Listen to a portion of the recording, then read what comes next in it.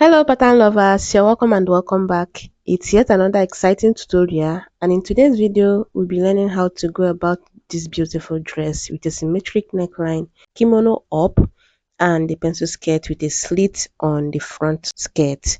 So if you're interested in that, definitely keep watching and let me show you how.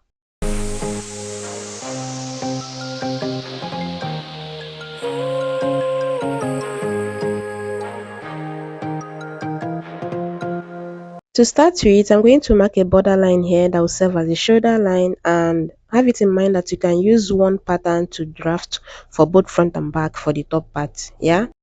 Then from the shoulder line, I'm going to go down from shoulder to the waistline. Yeah. I'll mark it on both sides this way and then use my ruler to mark it out like this. Now on the shoulder line, I'm going to mark the shoulder measurement divided by 2. Then from that point, I'll go down to the sleeve length, your desired sleeve length, but I recommend doing about 2 inches to 3 inches above your elbow length. Now I'm going to come down here to about 2 inches to slope the shoulder, and I'm going to take it all the way to the center front like you see me do it here. I'm going now to start from this shoulder slope line and come down to the sleeve opening, and you're going to add 2 inches to that. Once I mark the sleeve opening, I'm going to now measure the whole of what I have here on the shoulder line, then come to the sleeve opening and minus 1 inch from that point. Remember I said that you can add 2 inches to your sleeve circumference here, and then on that point you're going to minus 1 inch from what you have on the shoulder. Now I'm going to connect it like this. So have it in mind that we have the sleeve opening or the sleeve circumference and on this point. Now I'm going to measure from the shoulder to my bust point line. I'll mark it also on this other side just so I can have a straight line, then use my ruler to mark it out, rule it out like this. Then on this line, I'll take the bust measurement divided by 4 plus half inch is. Then going to the waistline, the waist measurement divided by 4. There is no that intake, there is no is. You're only using your actual waist measurement. Now you can decide to connect from here to here, or better still you rule this one out like straight line so that you curve the side seam better. Then I'm going to use my curve, this part, and blend in the side seam, and this is what it's looking like. Now I'm going to mark the neck width, your standard neck width, that's what you'll be marking, and then I'm going to use my tracing wheel to just notch it so that it reflects it on the other side, because the neckline is asymmetric, and it's after cutting the pattern out that will now open it up to do the symmetric neckline. And I'm going to cut it out like you see me doing it here. After cutting it out, we now go ahead and do the neckline. Then once I open it up, I'm going to use my pencil to highlight this neck width on this other side, and then you're going to also highlight your shoulder line on this other side, or better still, measure from the midpoint of the paper and go like mark your shoulder measurement divided by 2, yeah, or you stop 1 inch before the shoulder measurement. Do you understand? Then for the neck depth, you can do at least 2 inches or 3 inches as the neck depth so that it won't be choking you.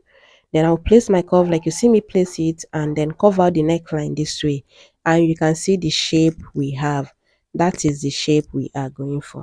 So yeah, we have the left hand side and the right hand side. I'm going to be cutting it out, then label it left and right so that you know when placing it on the fabric, you know what you are doing.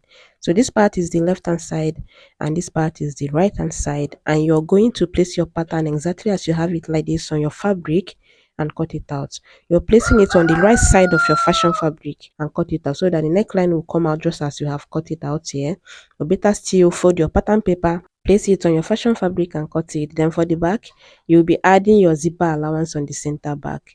Or better still, after cutting both front and back, you now go ahead and place them right side to the right side. Then you will now go ahead and cut out the neckline so that you won't make mistake. Do you understand? Now for the skirt, the first thing you're going to do is to mark your bust span on the waistline, yeah.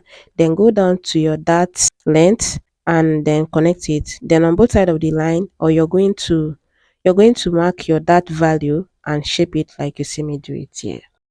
Once that is done, we are now going to measure from the waistline down to the hip line, then down to the knee line, and then down to the skirt length. This is a midi skirt, yeah, so yeah, it's not exactly stopping or exactly on the knee. Now on the waistline, I'll mark the waist measurement divided by 4 plus the dart intake, I'll replace it. Then on the hip line, the hip measurement divided by 4. On the knee line, I'll minus just 1 inch from what I have on the hip and then mark it on the knee and also mark it all the way to the skirt length.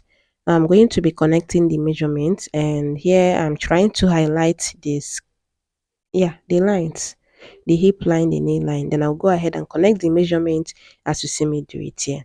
After that, I will try to blend in this part so that it's not too sharp. And that's pretty much about it for the front skirt. Then we are going to go up from the skirt hem.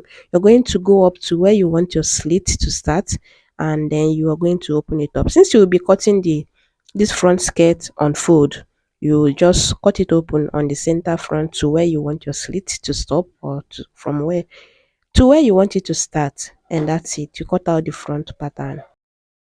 Then for the back, I'll first go ahead and mark out allowance here that will serve as the zipper allowance, and that line now will be the center back.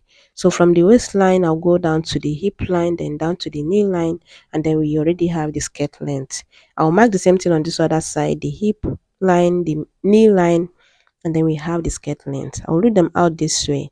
Then from this center back now, I'm going to come into the bust span, then go down to the dart length and mark the bust span again on that point, and use my ruler to connect the 2 points to make the dart line. Then on both sides, I'm going to mark the dart value for the back pattern, yeah, then shape it on both sides like you see me do it here. Once I'm done with that, I'm now going to contour the center back. So you're going to come into the value you usually use to contour your center back. Then on the knee line, you can decide to add half inch or 0.25 to what you have on the waist here. And then you're going to connect them this way, from the waist to the hip, then from the knee to the hip. But better still, if you want it more contoured, go ahead and measure from your waistline to your under butt line, yeah. Then you take what you have on the knee there, and then you blend it in from that point all the way to the skirt. Yeah, just take it from that point all the way to the skirt length, and then you're going to have something like this at the end of the day, depending on what you want. Then on the waist, from that center back contour line, I'll take the waist measurement divided by 4 plus the dart intake. On the hip measurement divided by 4, and on the knee, yeah, on the knee, I'll minus 1 inch from what I have on the hip and mark it on the knee, and also mark it on the skirt length. Then I'm going to connect them like this, and also blend in the hip line so that it's not too pointy. Once I'm done with that, I'm now going to add my zipper allowance following the center back contour line. I'm just going to add it like you see me doing it here, from the down all the way to the top. Once I'm done, I'm going to use my ruler and place it the exact way I used to contour the knee earlier, so that, yeah, it just contoured. The zipper allowance line too is also contoured, so that when fixing your zipper, you're following your contoured shape. Do you understand?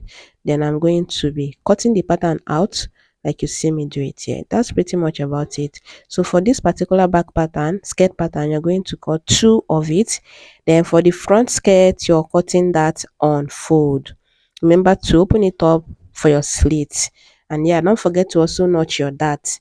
Then for the top, I already explained how you're going to go about it. Just use your pattern as it is like this and cut for both front and back. Then after cutting, you open them up right side to the right side. Then you go ahead and place your pattern on it and trace out your neckline, so that you don't make mistake with the neckline, since it is asymmetric.